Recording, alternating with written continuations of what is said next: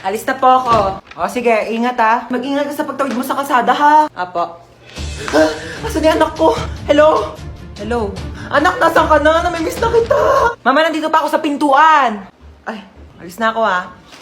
Ingat ha. Asan yung anak natin? Hindi pa naman nag-aalas sa eh. Ayan na.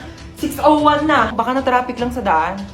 Hindi siya nasagot. Baka lobat lang naman yung cellphone ng anak mo. Eh, paano kung hindi lobat? Hinold up yung cellphone niya. Tapos hinold up siya. Tapos kinuha yung mga laman loob niya.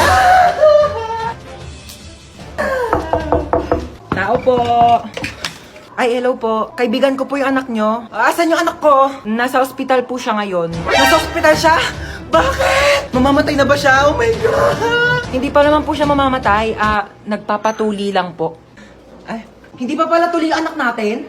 30 years old na yun, hindi pa pala siya nagpapatuli. Alis na po ako.